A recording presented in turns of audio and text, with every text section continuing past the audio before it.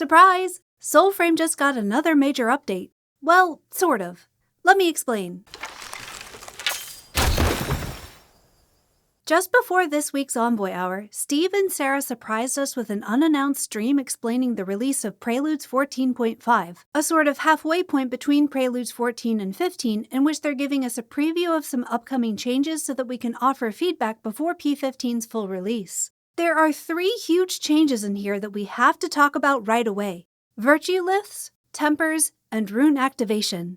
Let's start with Virtue Liths. Prisms have been removed from Soulframe, and Virtue Liths are the replacement. Using a Virtue Lith will allow you to fully customize your virtues by moving this pebble around your Virtue interface. The numbers you see here show you how the points available at your Envoy rank are being distributed. When you let go of the pebble, the interface shows you what your final virtues will be with the gear and pact upgrades you have equipped. You can set the pebble, change your equipment, and then go back and adjust the pebble again to get everything just right before you click confirm and lock everything into place. This is a really wonderful interface, and I love that we are able to customize our virtues and keep our settings saved to our loadouts. However, Virtue Liths are a consumable resource, and the drop rate is way too low. I had 40 Virtue Liths when I logged in, so at first I wasn't worried about them being a consumable, but after playing around with the new system and then spending 4 hours trying to farm another one with no success, my opinion has changed.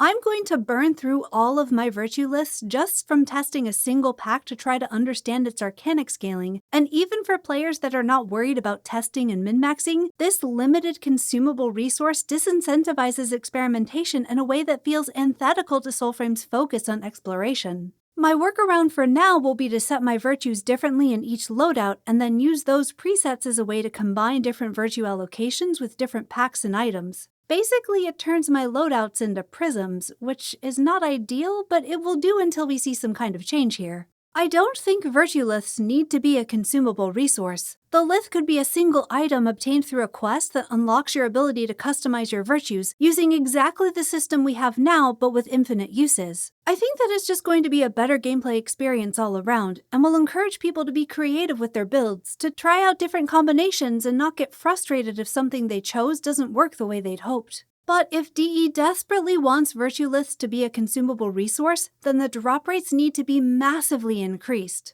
I can see an argument for Virtue Liths being a reason for veteran envoys to get out there and keep grinding content, and I wouldn't mind this if the drop rates were much higher. But as is, their rarity ends up limiting our build options almost as much as the old Prism system did.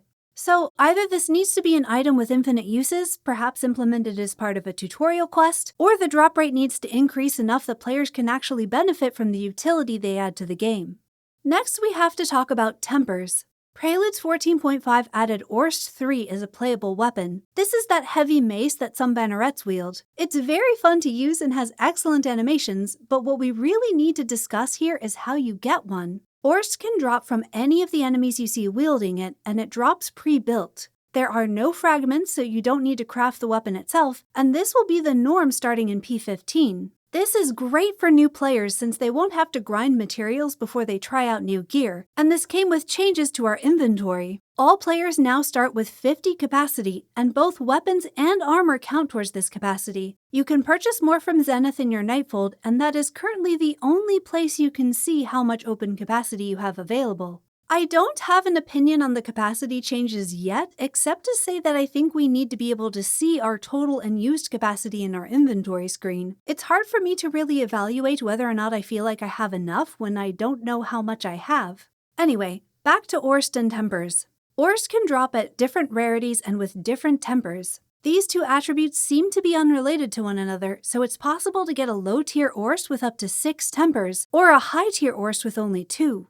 Now, before you all start panicking, let's listen to something Steve said during that surprise stream right before Envoy Hour. If you're worried about RNG and grinding that sort of stuff, the goal for P15 is that eventually you'll be able to just burn down this stuff into something you can control. So trading sort of time investment there for crafting. So the final version of this will not be full RNG, but because we don't know how this melting down and crafting system will work, it's almost impossible for us to give good feedback on the drop system that feeds into it. As excited as I am to have this little preview, DE really should have made a much bigger deal out of the fact that there will be crafting changes coming along with the full release, and I absolutely think they should delay the full release until those crafting changes are ready. My hope for this crafting system is that Tuvalkane will be able to learn tempers from dismantling weapons we bring to her, and then she can reforge weapons we have with the tempers she's learned. That would make new drops feel fun and exciting and would prevent the dread of needing to endlessly farm the specific combination of tempers you want and the specific weapon with the rarity you want. Imagine how soul-crushing it would be to finally get the Gathanan you'd been farming with all of the tempers you want, but at the lowest tier. I haven't been able to test this yet in P14.5, but in P14, a weapon's rarity had some impact on its damage caps. Orst tiers do seem to impact its base stats, so I would not be surprised if tiers also impact damage caps. The bottom line is that some kind of customizability through crafting is essential to making this system feel good for players, so I look forward to hearing more about what DE has planned for that, and really hope they don't release tempers on other weapons without those crafting changes.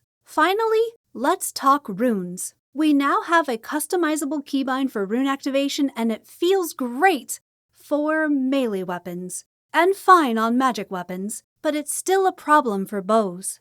Bows need a fundamentally different Rune Activation system. The keybind works fantastically for melee weapons because those weapons activate on click and use the game's softlock system for targeting. Having a separate customizable keybind is the perfect solution for runes within that system. But bows are different. Bows have projectiles that require tracking and they fire on release. This is good. This is what makes Soulframe archery so wonderful. But it is also a very different combat action from how melee weapons work. I think Rune Activation is wonderful on melee weapons now, but of course there will be problems if we smash the same Rune Activation system onto fundamentally different combat. Magic weapons are at a sort of midpoint here. Because they can benefit from the softlock system, the Rune keybind works fine for them, and because magic weapons fire on button press rather than button release, even aiming them is a bit less awkward than aiming bow runes. It's the combination of all the different factors that make bow combat unique that also makes it need its own Rune Activation system. A good system will fit seamlessly with existing combat mechanics and not require special interface devices. Soulframe already has 2 models for how this could work. My ideal solution would be to have bow runes activate on keybind press and then apply the rune buff to the next shot. This is already how Fellust works. To be very clear, I am not suggesting that Rune Activation fully copy Fellust and apply all available rune charges. One keybind activates 1 charge and buffs 1 attack. If balance is a concern with things like the torrent being activated with arrow hail, then make rune charges only buff normal and charge shots, or give the torrent an internal cooldown so that arrow hail activation is no longer a problem. Alternatively, bow runes could work perfectly in the current system if they were duration-based instead of 1 charge consumed per attack, provided the rune keybind begins that timer rather than initiating an attack that starts the timer. And once again, an internal cooldown could solve torrent-related balance issues. The bottom line is that I just want to fire my bow normally. Soulframe has wonderful archery, although bows still really need their own camera setting. Please let me enjoy these excellent combat mechanics with my runes.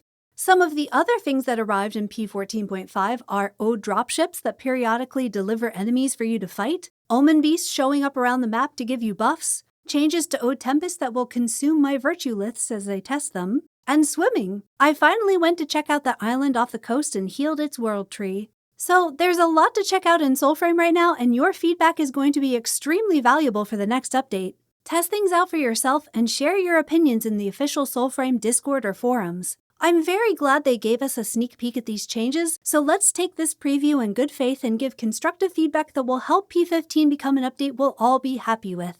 Thank you for watching this surprise update summary. I did have a different video about spirit builds nearly done for this week, but it is now mostly obsolete with the changes we got in P14.5. If you're still interested in seeing that, perhaps with some commentary about what's changed, let me know in the comments. And until next time, happy hunting!